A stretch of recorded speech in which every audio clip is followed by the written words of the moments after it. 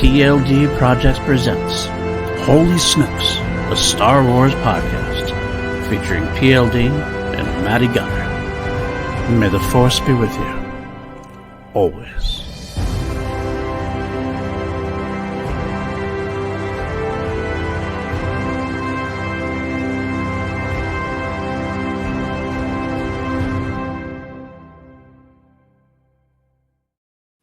What's up, everybody? Let's take two. Take two, yeah. Take two. Hi, welcome to PLD Projects. Welcome to Holy Snokes. With me, as always, my friend, my hetero life mate in the Star Wars universe. Your hetero life day mate. My life day mate, exactly.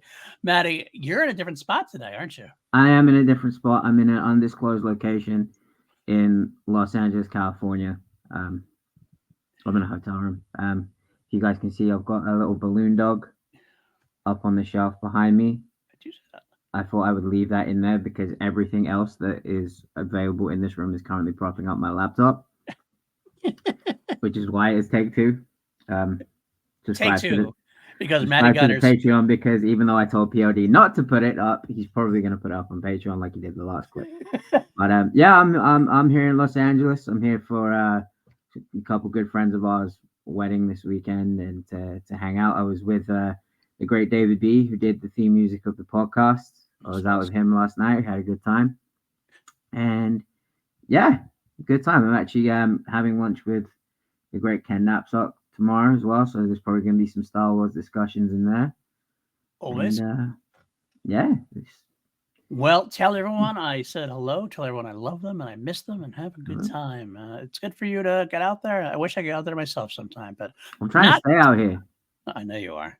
How's that going, by the way? Not well. Okay, not well. We'll leave it at that. But you do have some other. You think the amount of money that it costs to pay for a visa, they would be like, "Oh, you've paid a lot of money. Let's actually, do something and right. Actually give this person regular updates so they don't have to keep chasing." Nah. Bureaucracy at its finest, my friend. Bureaucracy at its finest. This is how bureaucracy dies. By me waiting for my fucking visa. But you have other good news. You have released a lyric video today, I believe it is. Oh yeah, the lyric video for The Truth came out today, which is pretty cool. I made it in around about 10 minutes, which was pretty cool. I am now addicted to this app called CapCut, which is pretty damn cool. I made an entire lyric video in about 10 minutes off of it. So. And what did you make it for? Tell the people who aren't. Our new single called Truth. It's out now. Had really good response. A lot of people have been adding it to playlists. I think we're now on something like 72 playlists. Very nice. At the time I last checked, but that was a couple of days ago because I haven't been looking at my phone a lot while I've been here. So fair enough. Living life. How are you? How's things going with you? Doing okay. It's quite busy here as always. Just everything never stops. I'm working or basically working or sleeping. That's pretty much my life at this point. Every once in a while, I can sneak in a watch of something. I'm excited that Shrinking has come back because I love that show. And that's I haven't watched that, dude. You know what? I finally watched on the plane. What did you watch over here? And I'm not proud of myself for watching it. I watched The Crow. The new Crow or the original Crow? New one. Oh, I haven't even watched the new Crow. Biggest piece of shit I have ever seen in my fucking life. That bad, huh? I stopped after 25 minutes. Oh, you didn't even finish it. Oh my god. I refuse to. I refuse to participate in giving that film a single dollar, which sucks. I hate to say because a lot of people put in a lot of work on that movie. I don't like talking negatively about shows and movies and that, but that film I went on record as saying that film should never have been made. Everyone was like, "Oh, give it a chance. People worked on it." How the fuck do you feel now? How do you feel now? You've essentially taken a steaming dump on the legacy of The Crow. They turned Eric Draven, and it is Eric. I think this would have been an okay Crow film if they hadn't called them Eric and Shelley. Gotcha. Well, the way I always look at it is they had plenty of Crow films. In the past. Let me rewind that, because even those sequels were okay. Like the one with David Boreanaz was all right. Barely remember them. This one, they spent so much exposition on Eric being some tweaked out TikTok rapper. That's That like I choice. don't even know how the villain got his powers. And his powers essentially he whispers in girls' ears and gets them to do like the most depraved things in their mind, like murder and stuff. That's a choice. So That's the villain is essentially every creepy guy in every bar across the world. It's like this movie just fucking it's so bad. disappointing. So bad, dude. I turned it off after like 25 minutes. And I started watching the prequel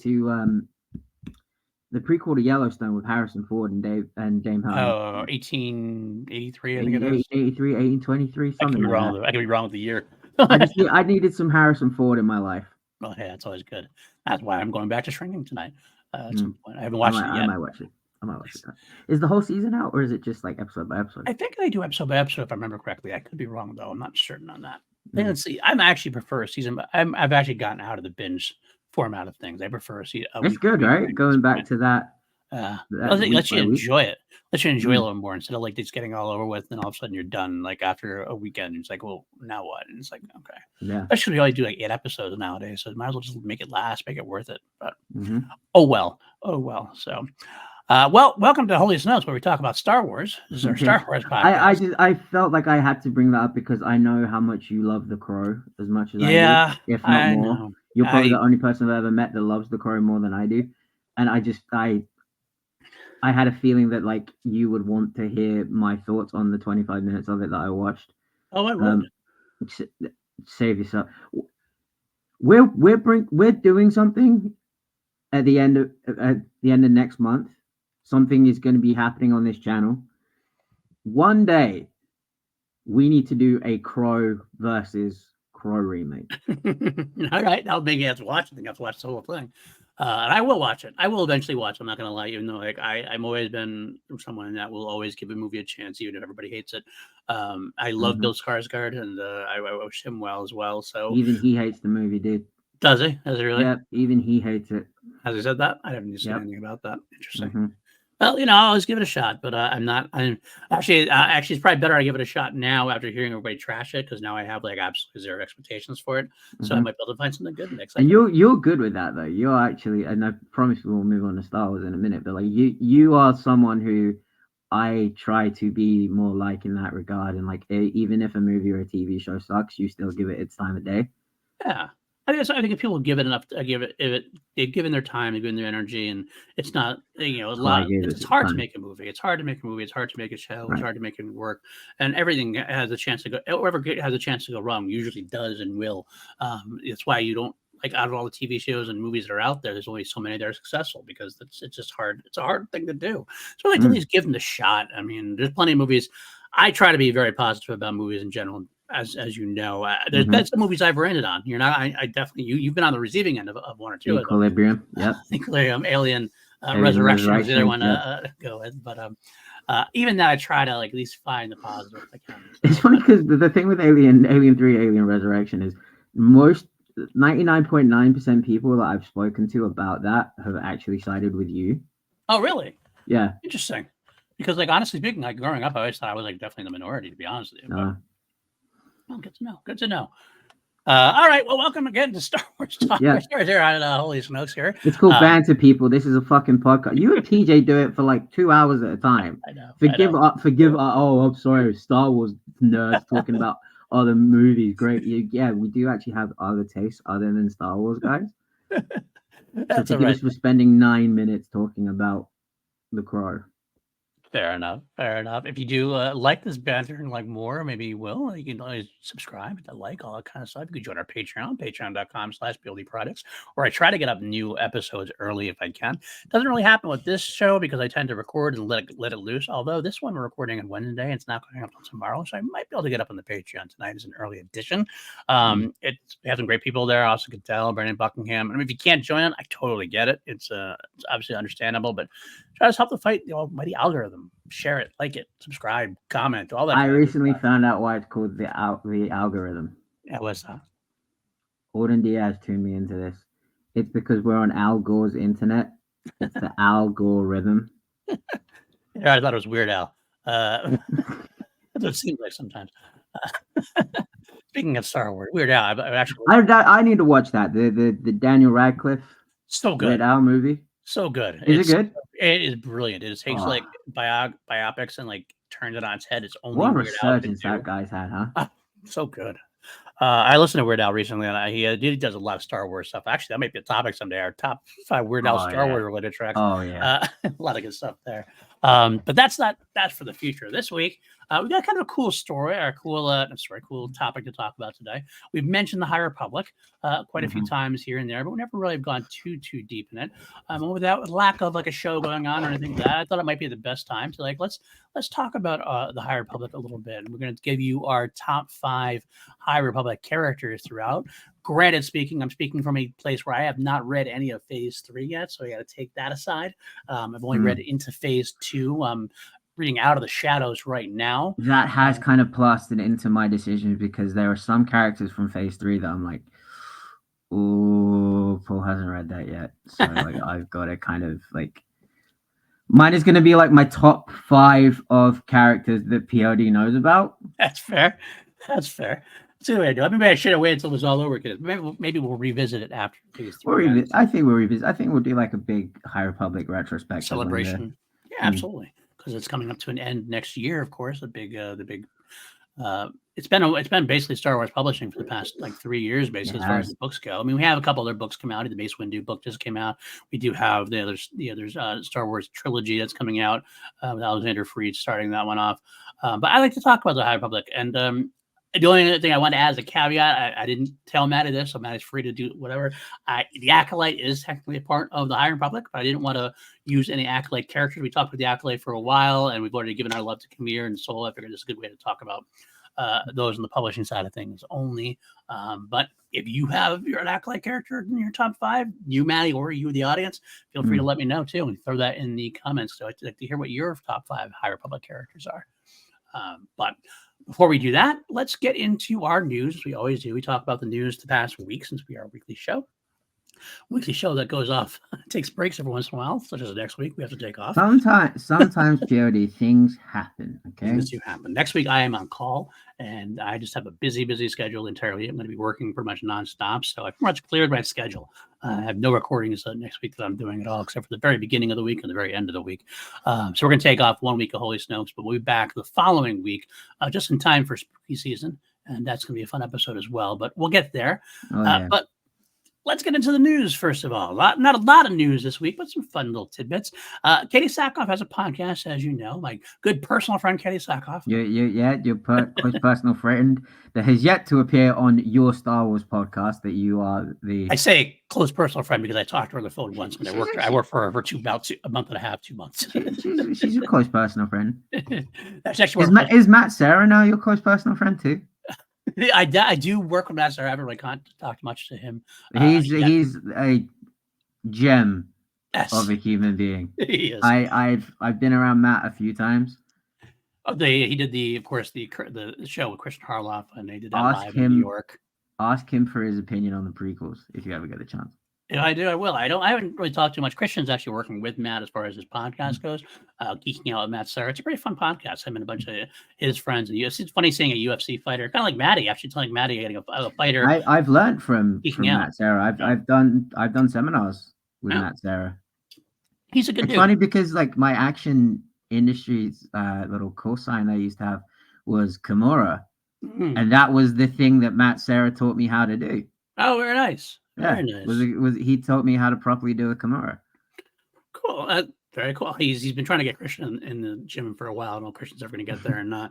But if you ever get the chance, because it was a conversation that I had with him at a seminar, was about the prequels. So if you ever get the chance, ask him. I mean, I guess I basically just uploaded audio. That's pretty much all I do right now. Who knows? But might expand in the future as his podcast grows as well. That should be pretty cool.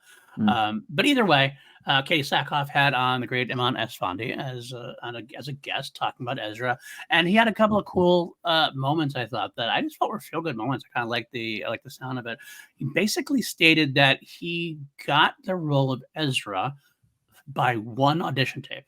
Like he did not audition, didn't go back and forth, didn't do scene reads or chemistry. He just sent the tape, and they went, "Yep, you're the guy." And he Yeah. had not watched Star Wars really beyond, like, he had seen the Revenge of the Sith, he said, and he hadn't watched much else. But he looked at somebody talking about casting for a space Aladdin. And he said, "Well, I can do that. That looks good for me." He started looking at Yeah. artwork. He's like, "This kind of looks a little like me." So he got into it. And one of the quotes he said on the podcast was, "So I go look it up. I watch a little bit of Rebels, and I get this interesting, intuitive feeling. Kind of have this dialogue. It feels like with a Force Ghost version of Ezra in my living room. Kind of like, what's going on?" And Ezra's like, "What's up, man? I'd love to come through you and be in your world." And I'm like, "All right, this is so weird, but I'm down. You're a Jedi, and I'm down." So I say yes to Ezra. 6 months later, I got the anonymous audition while I'm doing a different film. Within a couple of days, I was offered the role. I definitely connected to Ezra when that audition came back. I was like, "Oh, Ezra, what's up? You're back." Mm. I I love mean, hearing this kind of stuff. you look at the dude, and he's and I'm not just talking from like appearance sake here. I follow him on. I don't follow a lot of Star Wars people on social media because I find a lot of them to be um very like they'll just post like promotional headshots and Right, like things that they're working on. I'm like, I know what you're working on because I watch the things that you're in. right. But Iman is like he's posting like really a lot of his own personality. Dude's a musician, a very talented musician, Mm. and you just look at the guy and you're like, yeah, that's Ezra. That's the dude. Yeah, he does scream that. He got the great personality. He is one of those great social media follows because he does interact with people and he interacts on a personal level. You know, like not necessarily with everybody, but he just kind of his personality shines through. It's not Mm, like a business social media kind of thing. yeah. He's a great Ezra. I like the fact that he fully admitted where he came from, what he's doing. He's very honest about it. Mm. He actually feels a lot like Ezra, to be honest with you. He has that kind of shine that Ezra has. So we're lucky to have had him so far in Ahsoka season 1. I'm assuming he's coming back for Ahsoka season 2. They haven't said much about it. It's kind of a weird thing. We talked about potentially could he be back for Ahsoka season 2? Because is Ezra going to be back for season 2? Like that story was there, but is Ahsoka season 2 going to concentrate more on the galaxy far, far, far away, Yeah. or Like the or other galaxy. I think it will do, and I think Ezra. I think especially with the performance that he put in, I think he should be the lead of a different show. that's a potential thing I was there talking about. That's what I mean. Like, I think he'll be Hmm. back either way. He's definitely going to be back eventually by the Mandalorian movie or the Mando versus wrap up movie. There's no way he's not going to be in that. Dave Filoni directing it. Dave Filoni loves Ezra. That's going to be a character there. Hmm. But it'd be interesting to see if they do it more in Ahsoka or if they do our own spin-off thing. I'm likely to think that they're going to do it in Ahsoka only because Star Wars is pulling back on the quantity of shows they're doing. So I don't know if they want to split off. Like back in the day, like 2 years ago, they've been like, "Oh, let's just throw it out there. We'll do an Ezra show, or we'll do a Harris show. We'll do everything." And just throw all. Now they're kind of like, ah. So they might kind of force it back into the Ahsoka thing, which would be fine. Just give us more episodes and longer time. That'd be great.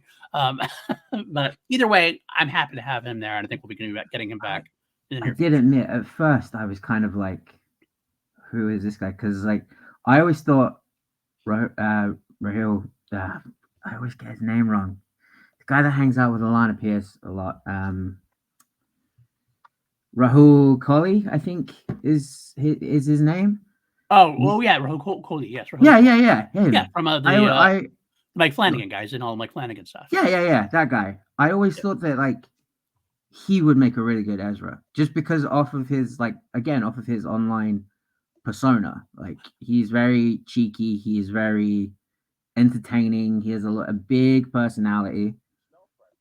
But Oh, I love mm, Rahul. I'm a huge Mike Flanagan fan. Mike mm, Flanagan is my current favorite director in the horror genre, specifically. James Wan up there as well, but Flanagan. I love all Flanagan's series. If you haven't checked them out and you're a horror fan, definitely go check them out. Doctor Sleep, The Shining Sequel, one of my favorite sequels of all time. One of my favorite films of the 2010s. is it Um, really? yeah, I think it's Huh. wonderfully crafted. I love Rahul. The only problem I'd have with Rahul being Ezra, he's a little old for it. I think it's a little bit. He's like 38, 40. Yeah. But I mean, it kind of almost works. But yeah, I mean, I would make it work. So I wouldn't care that much. Some people are so prickly about things. I would have made it work. But either way, Iman is great. Iman is great. And so you check out the interview with Katie. It's a pretty fun interview to listen to. So or watch it on YouTube now as well. All right, next up we got Jedi Power Battles is releasing in January 2025. Latest of remakes being. It's so funny because like back in the day, this is me dating myself. Games were never like, as far as I remember, never like remade. It was always kind of like we went to the next generation, the next consoles, the next game, never a remake. Now these things are getting remade all the time. My son tells me all these games are being remade and everything else. I actually never played Jedi Power Battle, so I don't know. Oh, dude, you missed out. Did I? Okay, You missed tell me. out. Oh my god, Jedi Power Battles was. I bought it as thinking it was another game for Episode 1 because you had the PlayStation 1 game, the Phantom Menace, Right. and then this came out pretty close to it. So I thought this was another one, but then they started including other Jedi like Mace Windu, Adi Gallia, Plo Koon. Like Plo Koon has a yellow lightsaber in it, and that was the first time I ever saw a yellow lightsaber. I was like, oh my god. And it's kind of, a lot of people at the time found it to be like really corny and really cheesy, and it was like one of those ones that a lot of people now are realizing, oh, that game was great, like that game was a lot of fun, because it's not massively tied to any story. It's just a fun Star Wars game. So I'm stoked that it's coming back. They've added additional content to it, so it's more than just a remaster. I'm curious to see what they do with it, but yeah, I'm very happy it's going to be coming back. Oh, that's awesome, man! I'm happy for you. I'm happy for everybody who liked it going on. I mean, who knows if it goes on? Maybe I'll give it a shot. I tend not to play too many games, but every once in a while, I think you'd like it. It's just that it's nothing. It's not like Survivor or Outlaws where you have to like get deeply invested in the story. No, you just mess around, and it's multiplayer, so like you can just dick around with your friends on it. It's a good time. True. All right, there goes that. Next up on our news bits, and an update to the story we said last week. Obviously, New York Comic Con is this weekend. My son's going down, gonna have a blast. There is the Lucasfilm Publishing panel we mentioned. The only bit of news that was updated is that people going there are going to have a chance to get their copy of Reign of the Empire, the complete novel, which is coming out in the springtime, I believe, or I'm sure it's February, sometime in 2025, February, March, or April. That's why you're sending your son there. I'm sending him around. I got to be honest with you. I read all my books on Kindle, so I tend not to have hard books anymore just because I like the portability of it. I did consider going, hey, you're down there, sneak into that panel and see what you can do. He's got his friends, though. I don't want to have to force him into that kind of thing. He's not going to want to go to the Star Wars Publishing panel. Are you paying for any part of the trip? Did you pay for the travel or the tickets or anything? A little bit, but I'm going to let him have his fun. I'm going to let him have his fun. They say, hey, look, son. I might mention it. I might say, hey, if you're there and you're around and you might see it, Pops paid for this. You can do a little something for me. Because it is actually a book I am looking forward to for sure. That's one of the books I've been looking forward to for a lot. As much as I said I love the High Republic, we're celebrating the High Republic. I like the idea we're getting more stuff away from, just not away from the High Republic, but in general, other side of things as well alongside the High Republic. That's one thing I'm waiting for. I kind of can't wait to see what's going to happen after the High Republic is done. It was such a large multimedia push on things. Like, what's next? Are they going to go to are we just going to go back to the Wild Wild West where we're just going to shoot from the hip and just do things here and there? Are we going to do anything? Are we going to find a new big multimedia push on something? I don't know. I'm sure to say there's going to be a giant spider, a mechanical spider villain. Yes. And Will Smith's coming down. There you go. Will Smith in Star Wars. That's how we're getting them. Oh, God. Please no. Speaking of books and speaking of the High Republic. I thought you were about to say, speaking of Will Smith. Not that I know of anyway, not in this news cycle. High Republic, speaking of the High Republic, the audiobook Tempest Breaker, which is coming out on December 3rd, written by Kevin Scott. It's going to come out on audiobook on December 3rd, and obviously the script version, like they usually do later on the spring, has revealed an official synopsis for the book. Cool. I read it anyway. I got spoiled. Hey, it's my bad for being so far behind. Lorna D is not a villain. She's not a hero. She's a survivor. The former Tempest runner, wanted by both her Nihil allies and the Republic, has evaded imprisonment and death from both groups more times than she can count. But even Lorna cannot outrun the mysterious blight that devours everything wherever it appears, and Marcian Ro, the Eye of the Nihil, has announced that only he knows the secret to stopping it. Desperate, the Republican Jedi turn to Lorna with an offer. Help the Jedi stop the blight, and in return, Lorna will have a clean slate and the chance to decide her own future. Teamed with Avar Kriss and Keeve Trennis, the same Jedi who once hunted her, Lorna leads the search for the Nihil's chief scientist, Baron Bulan, the only being who may have the answers to the mystery of the Blight, as well as Marcian Ro's true plans. Lorna weighs the Republic's offer of true freedom against her own instincts for survival as her team heads deeper into Nihil territory, straight toward the very dangers Lorna has worked for so long to elude. When the opportunity arises to face off against Marcian Ro himself, even Lorna D may be willing to sacrifice everything to fulfill a quest for revenge. That's a pretty strong sounding book. Like, it doesn't seem like that was like, if you told me that was as these things go, the adult novel seemed to be like the main story, right? And then like they have like the younger reader stuff, which is like this kind of like not fluff, but it's just more complementary to the main story. And the comic books have their own thing they do. But this actually, if you told me this was a main book story, I would believe it. It sounds like it's all like the main central characters being thrust into a large, big situation. That's pretty exciting sounding. I don't know what you think. I'm intrigued to see where they go with it, because it's even from like the beginning, from phase 1, I've always felt like Lorna and Marcion have they're kind of two sides of a similar coin, which is why they are constantly like going up against each other. Like, I think Lorna D is, if Marcion wasn't around, she'd be pushing to be number 1 of the Nile. She's very much like out for herself in a way that Marcion is also. Like, he has the Nile, right? He has the entire Nile behind him, but I don't think he necessarily needs it. That's a good point. That's a good point. That's a solid point. I did like the other books, and the other audiobooks are similar. I really enjoyed Lorna D's character. She's kind of had that big time Star Wars vibe of she's a villain, but she is definitely someone who could work on for her own. Like Ventress. Like Ventress. She reminds me of Ventress. Yeah, she's actually very much of the Ventress of the High Republic era. I could see her totally getting me. Star Wars has always been a redemption storyline kind of thing. I could see her getting a redemption-esque arc. And I don't mean that like she's going to become a good guy, but I mean like she might do something on her own and just happens to be that the Jedi are the same side that she's fighting for, kind of thing. She's done some pretty despicable things. So absolutely, she has. Absolutely, she has. So did Anakin Skywalker, though. Anakin Skywalker slaughtered children, and he came back. You know what I mean? Like, but one of those children was Liam, so we got to let him off a little bit. But that's what I'm saying. That's a typical Star Wars trope. You can do almost anything, you can be redeemed to a degree. And I'm not saying she's going to become rah-rah, good guy, not back to lights out thing. But it makes sense that we have a character that jumps around and perhaps is on the side of the light at the end, just enough to help take down the Nihil or whatever.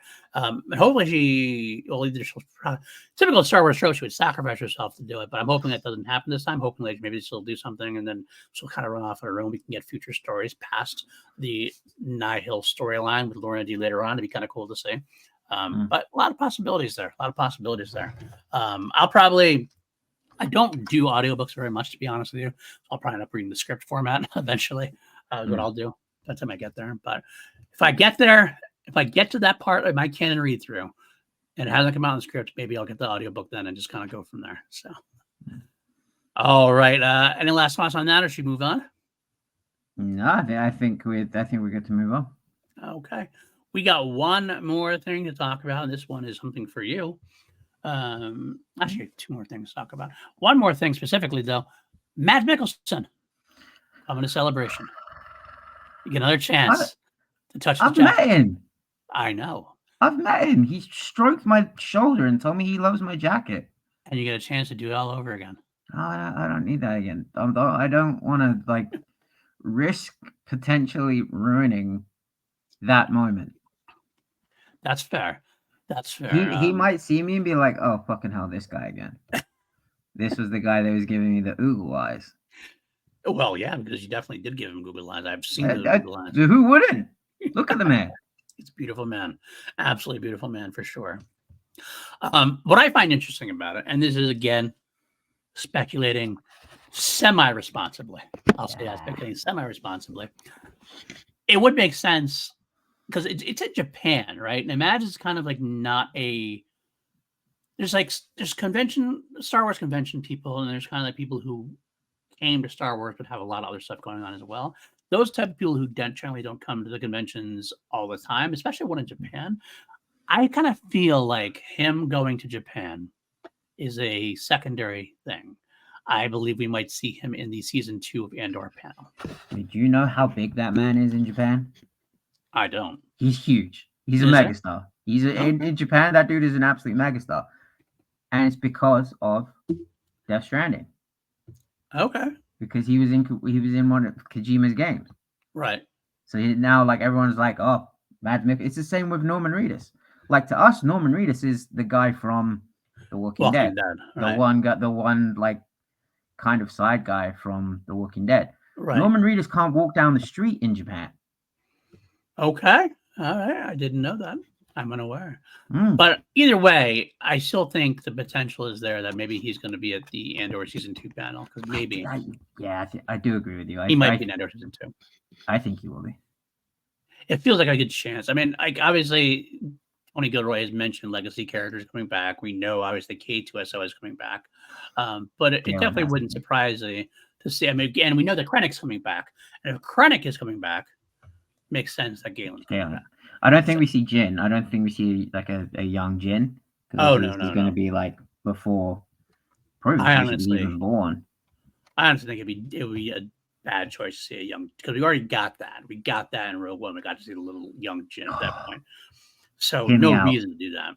Imagine a scene that's Stellan Skarsgård, Ben Mendelsohn, and Mads Mikkelsen all together. God, that would be amazing. That would be amazing. I'm going to throw what else in there. Even though I don't know how it would work, and I'm not sure how it would fit. Andy Serkis comes back, and you get all 4 of them. Maybe Keanu Lloyd worked for the Empire at one point.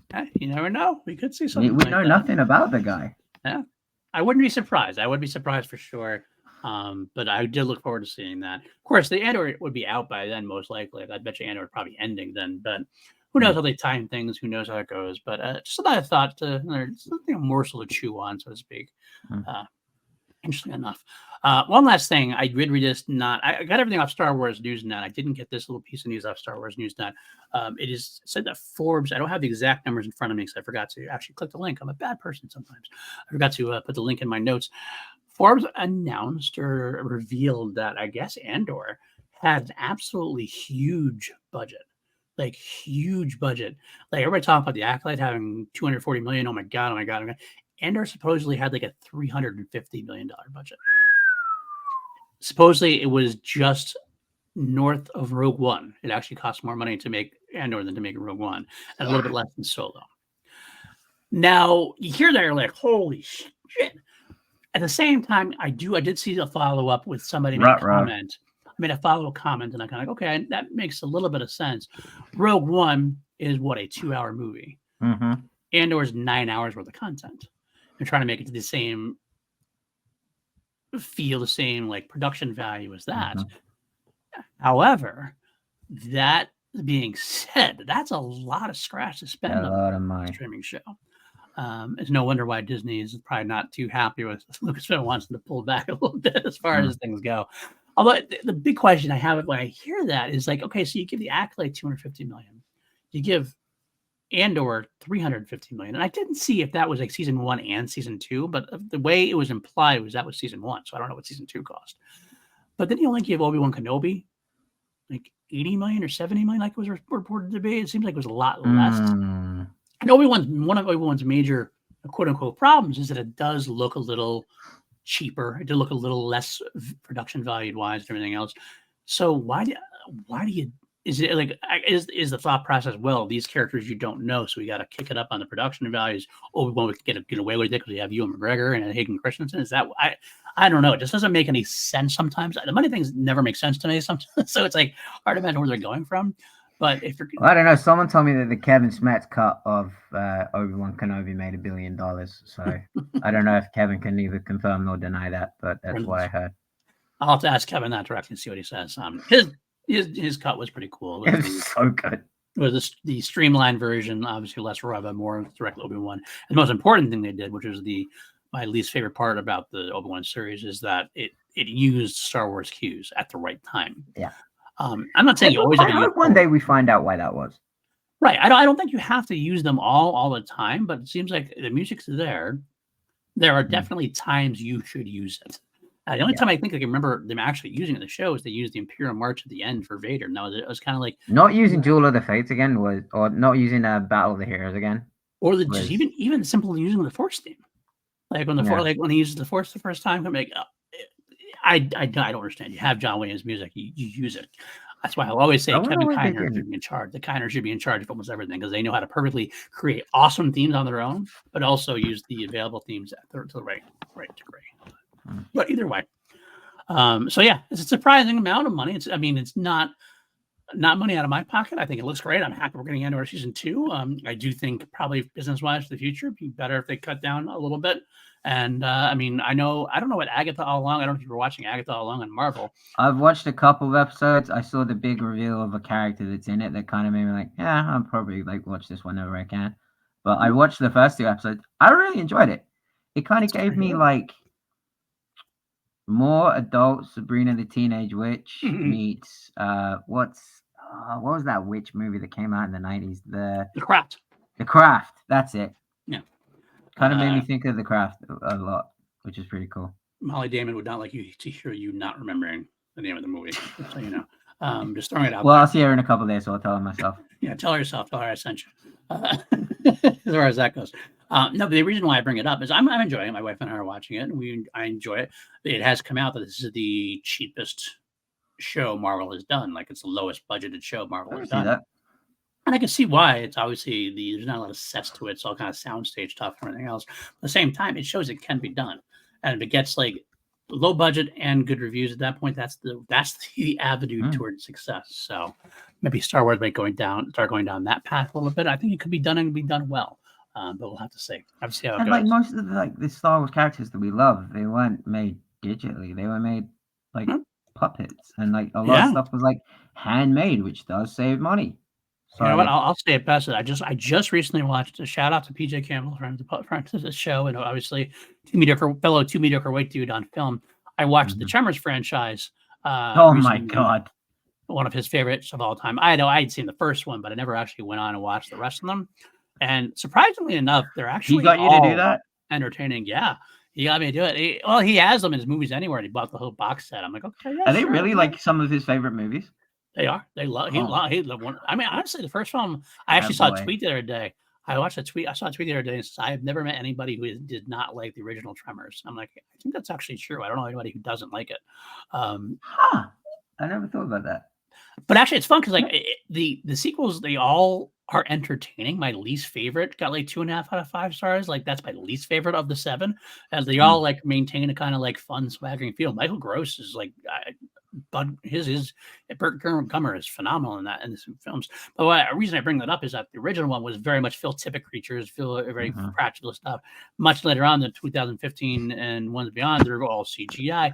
And I still like the films, but give me those. I still like the puppets. I just love the textile features in there. So I don't know. Give it to me that way. I'd rather have the practical effects. Honestly, as I use the CGI to enhance it, maybe, but give me the practical effects as a starting point for sure. Sesame Street is still going strong. The Muppets are still going strong, and those are puppets. People love puppets. Absolutely, I can't argue with you there, my friend. Look at the moth creatures in The Acolyte. They were puppets. Yeah, absolutely. I'm excited. But I hope they go back to that a little more. It's good to see them doing that. It's good to know. So yeah, but that is the news for the week. Now it is time. I think we should move on to our topic of the day, which is our High Republic characters, our top 5 High Republic characters as we go through. Matty, I'm gonna let you lead us off. You name one of your 5. I have 5 named, and I have 2 honorable mentions that I can throw in there if I decide to pick an alternate because you throw in chose one of your honorable mentions because I have my list, but I'm still kind of like which one goes where. Oh, no, don't worry about top. You know, I shouldn't say top 5. I don't have to worry about number 1 favorite of all Okay, time. I'm just gonna These are your throw favorite in. 5. I'm gonna throw in a guy. This is kind of a duh one because he's one of the main characters. He kind of pissed me off at the start, and he kind of annoyed me, and I feel he was like a little bit of a whiny little bitch. Elzar man. Elzar man. He's the master that I wish Anakin had. Yeah. That person that could really relate to how he's feeling. Because I think Obi-Wan could, because obviously he had his love of Satine, but he went the other way. So, and he said to Anakin, he was like, "Look, I understand how you feel. I would have left the Jedi Order for her." Right. Elzar's love for Avar is like, you can tell, and I just feel there's such a parallel between those two. But it seems like if Anakin had like the mental, well, I can't really say the mental choices, but because Elzar himself is an absolute psychopath. But yeah, he reminds me of the Skywalkers, like of Luke and Anakin, and like at the start I thought, oh my god, you're a whiny little annoying prissy little. But then as it goes on, I'm like, oh no, there's some like emotional depth to you that I didn't see before. And now like as it's starting to develop, I'm like, I actually kind of like I see a lot more of myself in this guy. I will say he is one of my 5 as well. I loved Elzar man since the beginning. And what I love about him is that he is not your typical Jedi. He definitely does have some Skywalker-ish kind of traits to a degree, but also I love the fact that he's like discovering all these kind of like he like looks at the Force in a different way. He's trying these old, outdated techniques. He's really bringing things back, but aren't typically looked fondly upon.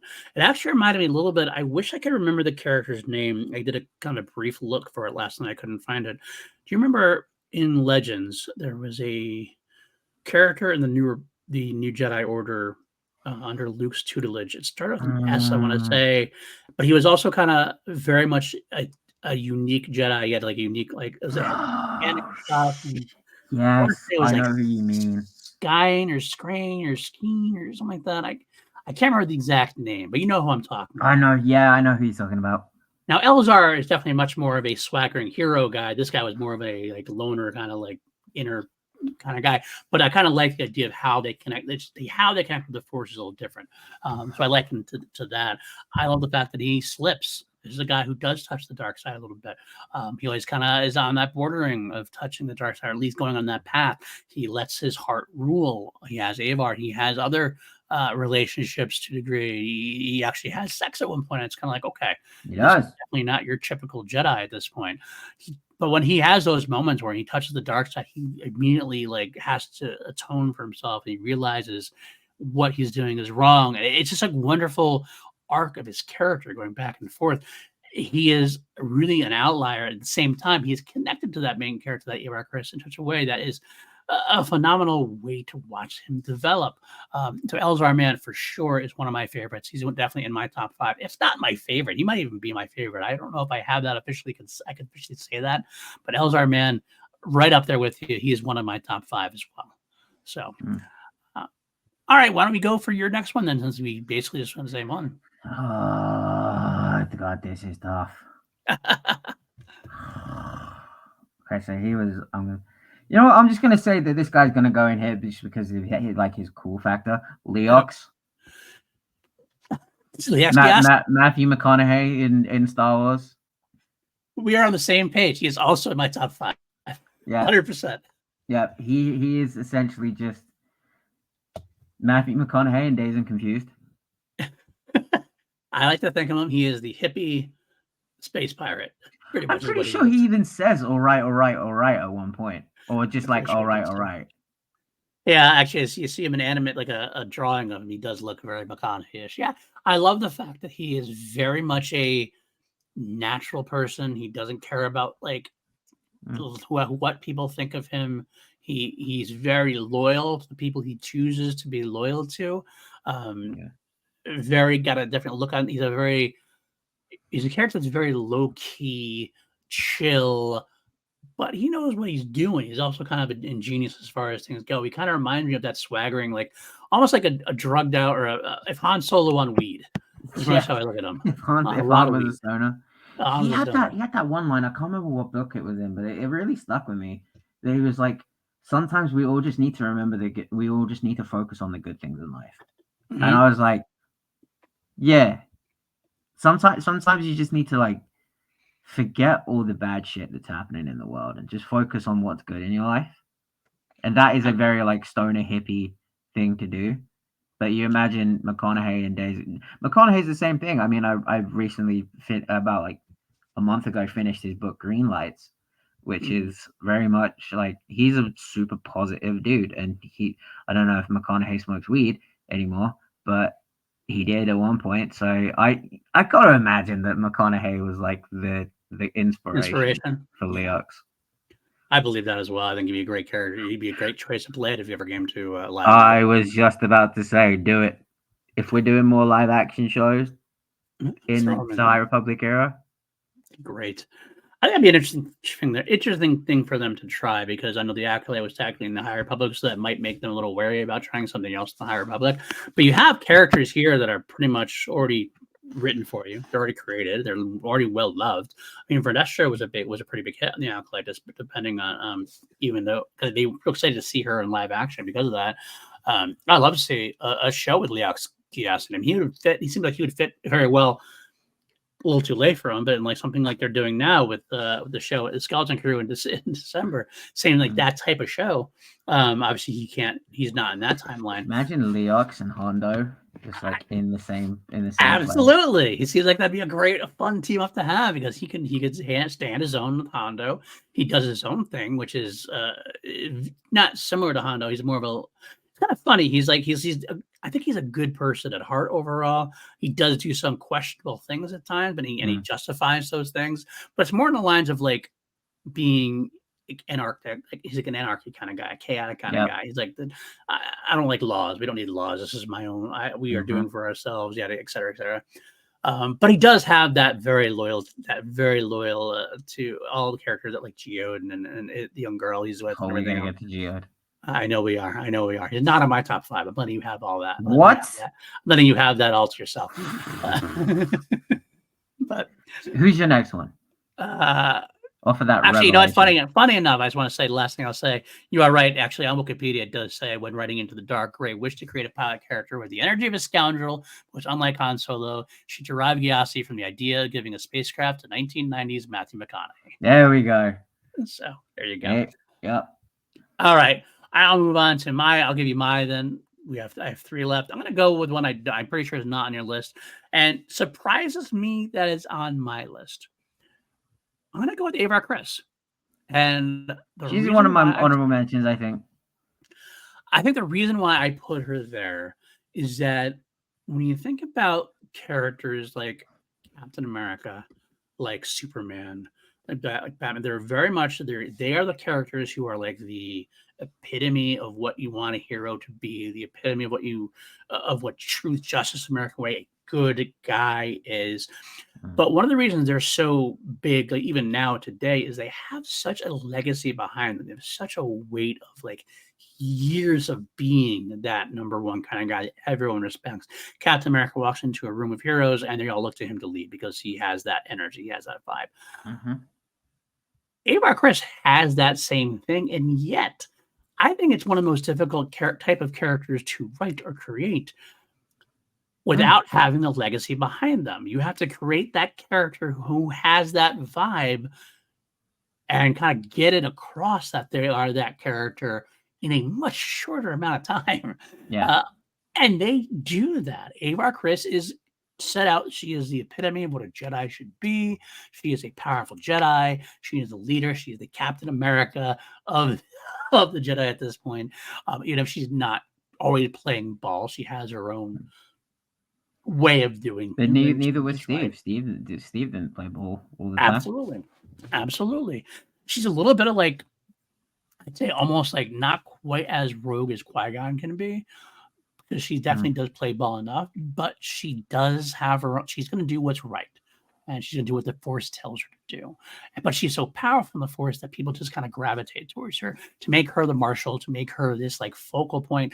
Even if we haven't had as many books directly about her, which is another interesting thing. It's never been like she's in a lot of books, but there's usually a focused character that is more of our focal point. It almost helps her legend in a way that we don't know as much about her. We don't get as much of her internal monologue. We do get it here and there. Obviously, she's a big part of the first book, especially specifically. But I think it's a very difficult character to write, and they have pulled her off very well to the point where, in a short amount of time, she's become pretty much a focal point of the High Republic. Like that's one of the faces of the High Republic. Good for her. I think she's a great character. So yeah, I think lending to that, that's something that's become kind of a thing with Star Wars fans, that like we're told something, like someone did something, they have this story, this legacy behind them. We're like, oh, cool, yeah, okay, cool. That's right. that person's done. And I think it goes all the way back to Alec Guinness talking about the Clone Wars, and we're like, Clone Wars?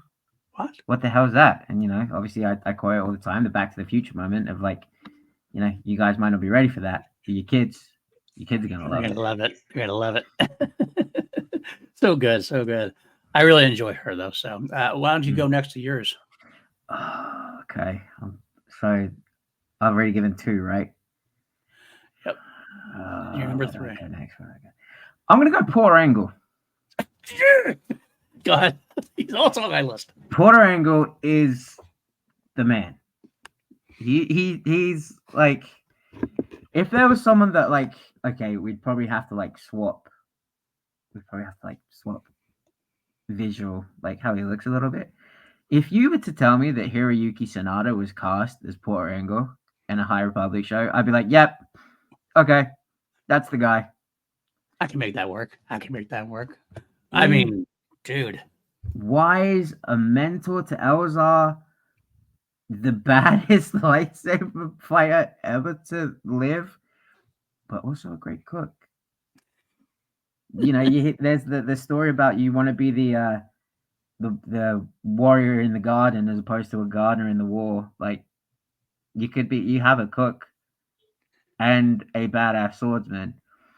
And I remember when who was I talking to about this? I think it may have been Auden Diaz, actually. I was talking to about this. Did you ever watch the cartoon Gargoyles? I don't remember it very well, but that shit was my favorite when I was a kid. I used to like wrap a towel around my like shoulders and like put a safety pin in and like run around as if I had wings. He looks like the old grudgy like gargoyle from there called Hudson. Even to the point where he's lost one eye and it's now yellow.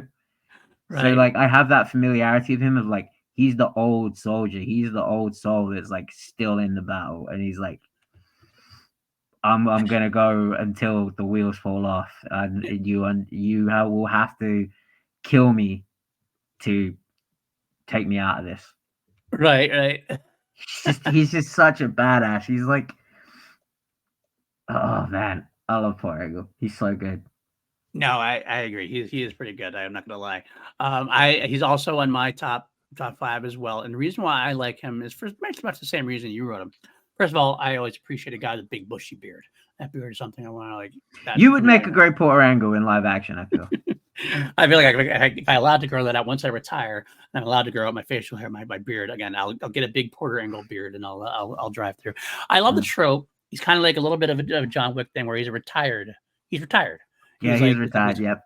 He's basically a retired guy. He's been like, and the way they show him at first, he is the perfecter of the 9-egg stew. He's all about he's always cooking. He's like, you don't hear, but you hear these little tidbits of like, oh, back in the day, the blade. He's the blade of Braddock, but you don't see it. Yeah. You don't see it at first. You're kind of like, oh, who is it? So it makes you intrigued. You're like, oh, who is this guy? And then you see him in action. You're like, oh. And then even when he's older too. Right, even when he's older, absolutely. But then, like, that gives you even more of a hint. Then you get to get some of the backstory, which we got obviously with the comics and stuff. I was like, oh, this guy is awesome. Who is this guy? He's like such a great trope of a character that I mean, it's been used before, but there's something about to me like those characters where like it's almost like a little bit like a Yoda kind of situation where you see him, you're like, oh, this kind of fun, cool character. Okay. And you're like, oh, this is why. Oh, okay, I understand now.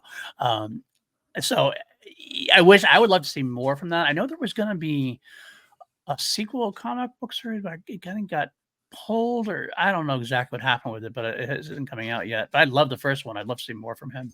He's like the kind of character that Kurosawa would have had a field day with. Oh yeah, absolutely, absolutely. Sonata would be good in this role. I would love to see him in that role. Hiroyuki Give Sanada him would be more. great.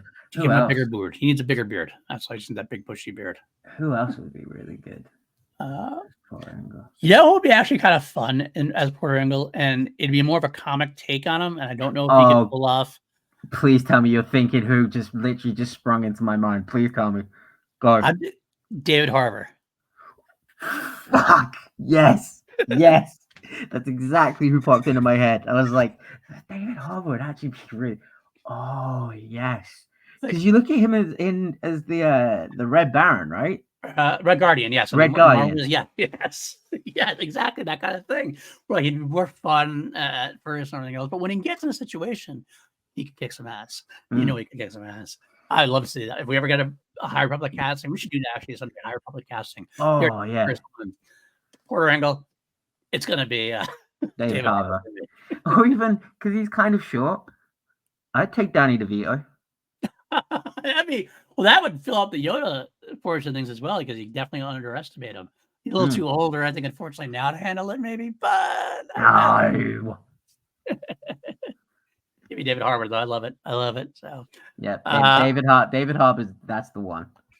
All right. Well, that's my 3 down. You got 3 down. What's your next one? You got 2 left.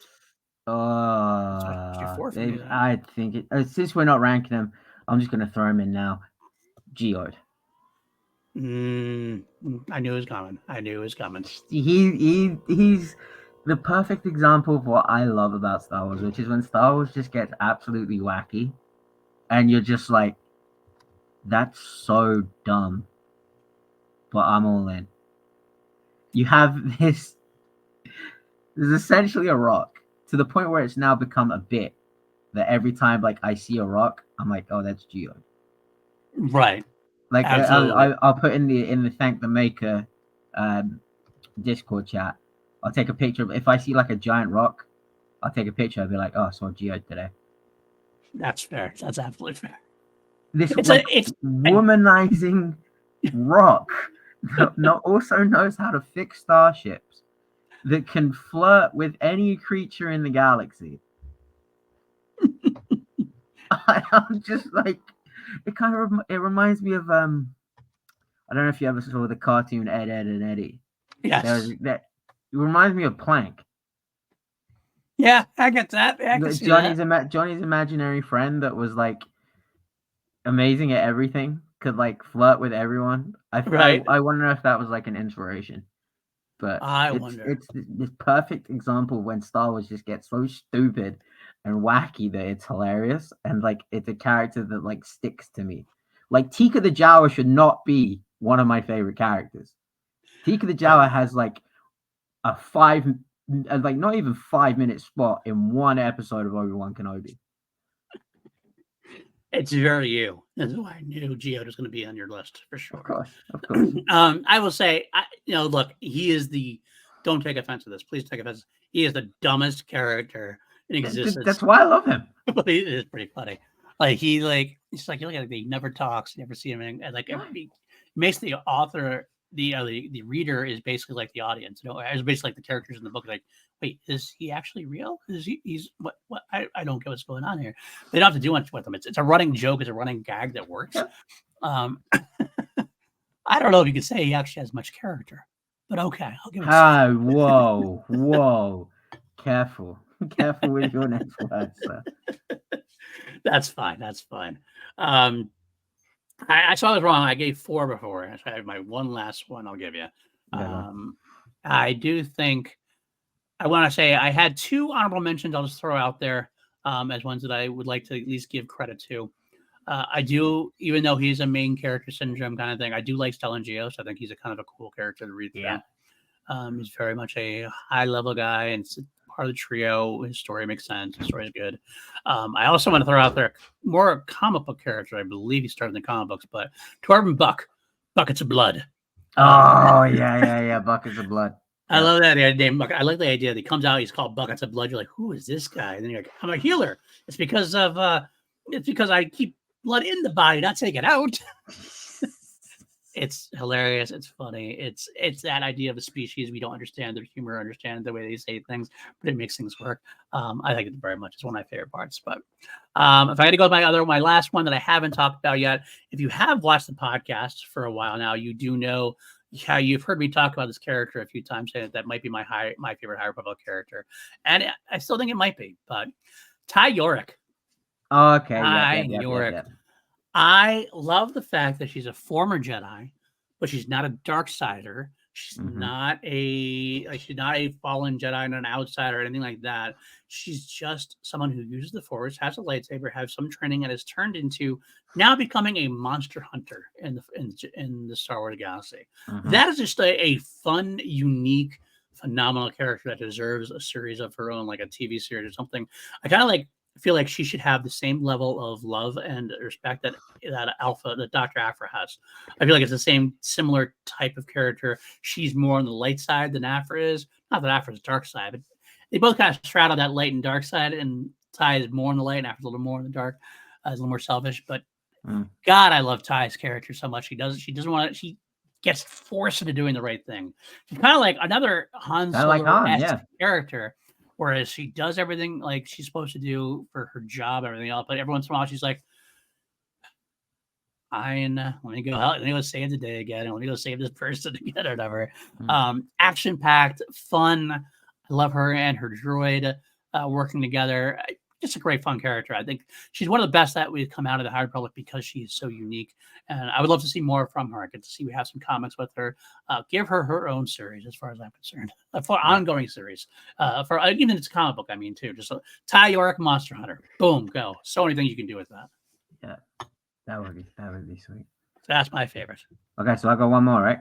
Yep, you got one more. I'm gonna give one's just popped into my head. And it kind of fits because they're both villains, but both two completely different type of villains. But this character was written so well because of how much I despise them. Right. And this is like my honorable mention is the mother. Oh, good choice. No, that's a good choice. The villains are great, man. Villains are great, and she is very much a character you want to punch her in the face. She's everything that I detest about organized religion and cults and just the even like to some degree the Jedi in the prequel trilogy of like you think your way is the only way and you think that you are right and that everyone should be see the world and see the galaxy your way, that the Jedi in my opinion the Jedi are evil, yes, to some degree, but it's the fact that she manipulates situations and manipulates people. And I forget the name of the kid in the first book of the second phase. But when he got turned to stone, and like you genuinely felt like this kid was about to like make it out and like do something right, and he gets turned into stone by the Nameless, and then she pins it on the Jedi. I was just like, you. Fuck. Oh, yeah, absolutely. She just makes my blood boil. But my number one, guys, you knew this was coming. My favorite villain. May have surpassed Maul in terms of villain because Maul, toward the end, kind of wasn't really a villain. He was more of an anti-hero, I feel. Okay, I can see that, I guess. All right. I mean, he gutted Satine for a perfectly valid reason. Perfectly valid. Yeah, he had a perfectly valid reson to kill Satine. Right. Obi-Wan cut him in half, so he gutted. He had the respect for Obi-Wan Kenobi not to cut Satine in half. He just stabbed her through the middle. He could have cut her in half, but he was like, "Nah, I'm gonna let you have the moment." with your Some, dying ex-girlfriend. something like that. I'm gonna do that for you. Something like that. Right. Something like that. It's Markion. Markion Rowe is like we're starting to now get the overall grand design of Right. Markion's like big plan. And just his like visceral hatred for the Jedi. And the way that he's cunning and just like meticulously. I honestly feel that there's a part of me that Palpatine read somewhere about what Markion has done to the Jedi and thought, huh, that's a good template for what I want to do. Yeah. Of making the Jedi look bad in the public eye, or even maybe someone just tipped off the Sith to be like, or maybe like because we know the Sith are in wait, so perhaps they were looking at the whole thing with the Nile going on, and they were like, huh, Right. let's just sit back and see how this goes. But Markion is very driven by ego and driven by passion, which makes him dangerous. Which is why I think only someone like Elzar or Avar could really stand up to him. Mm-hmm. But he's just so meticulous and he's vindictive and just everything. And he just looks cool. Like he's Right. jacked, he's blue. Right. He's like if Thrawn wasn't as much of a like whiny, like not whiny, but like monotone. Like Thrawn is kind of he's like a boring Bond villain. I don't know. It's just that. I don't know if I totally agree, In but that like I understand what you're saying. you know what I mean, like he talks very slow. Yeah. He's very like slow and methodical. Whereas Markion's like, no, I'm going to kill you. I'm Right. going to bring the Jedi down. Like he has everything thought out, like Thrawn does. He has his master plan, but Right. he's more brash. I feel like I would Brash is like, a better way to describe it. Yeah. yeah, I think that's what I'm trying to get across is like I would like Thrawn. And like Thrawn is a great villain, but like I think I would like Thrawn more if he had more of a personality to him. I think sometimes it's that monotoneness of Thrawn, which lends itself to how Thrawn is as a character. And I promise I'm not comparing the two of them just because they're both blue. But yeah, I think he has that missing thing that I think would make Thrawn a great character. But to me, he's just and he listens to rap punk. He does drugs. He's just like he's badass. He's I punk. get it. He's punk. I will say he actually reminded me a little bit of, again, my age is showing and my memory is not as good as it used to be. But it kind of reminds me a little bit of the Yuuzhan Vong storyline, like the main guy of the Yuuzhan Vong storyline. Prince Which is Shizo. great. Yes, kind of Yeah. seems a little like that because he's kind of like Yeah. he's very passionate. He's very smart overall. He's very active, but he's also very much kind of like I'm going to let people do what they're supposed to do, and I only do what I need to do when I need to do it, kind of thing. But when I do need to do it, I'm going to do it good and do it hard. So yeah, I do appreciate. I think actually he's one of the better villains I've seen for sure. It's a difficult villain. Star Wars has a villain problem in my eyes. I mean, the problem is a real strong word, but like you can only do so many Sith lords who are, you know, I mean, there's Palpatine, and there's, you know, there's Maul, there's Dooku, there's Kylo Ren, and there's Snoke. It's all like they're all kind of cut from the same cloth. Even like even Maul's technically part of Solo and things like that. Having a villain that feels like that they're not Force related, they're not Darksiders, but they feel like they are trouble enough that they could give the Jedi fits. That's a tough box to put into. You know And who one of the biggest ones for me was Dryden. Dryden Voss is like a real. I get he's Maul's right hand, but like I agree with what you're saying. Of like a lot of the villains either get redeemed or killed at the first instance. Mm-hmm. Well, not only specifically that, but even beyond. Like Dryden Voss is good, but he isn't facing Jedi. Like having somebody face a Jedi who doesn't have the Force, that's a tough pill to swallow because like Jedi are so overpowered sometimes. Like, well, they could easily just take out this guy. He doesn't, whatever. Like Sith need the Force to be able to combat Force versus Force kind of thing. This guy still has no Force. Still feels like he's a threat. He still feels like it's an absolute threat, for sure. And But he's smart enough to know how to deal with them because he has the Nameless. Absolutely, exactly. And that's kind of similar too. It's again that kind of reminds me of some legends and stuff, and the Yuzhan Vong and stuff. They didn't have the Force. They didn't need to deal with that kind of stuff in a way. They couldn't, whatever it was, they weren't involved with it. Either way, you know what I'm saying. When I do appreciate when he that, did what he did, and we can move on from this. When he did what he did, spoiler alert, to Loden Greatstorm, I was like, that was like my jaw-dropping moment of the book was when they killed off Loden. Oh yeah. God damn, I should put Loden in. There's one of my characters. I love Loden. I thought about Loden too. He's actually one of the people I thought about. I actually thought it was funny, like not funny, but it was weird, like how like they kill Loden, you find out he's not dead, and then he kills him again. It's like, what? Okay, all right, that's cool. Do what you need to do, for sure. Well, that's it. That's a good way to do it. And I think it's a great top 5. I think I almost put Martian as mine as well. I kind of let that one go because he's like Gio, and I kind of knew you were all in on them, so I was gonna let you have your thing with them for sure.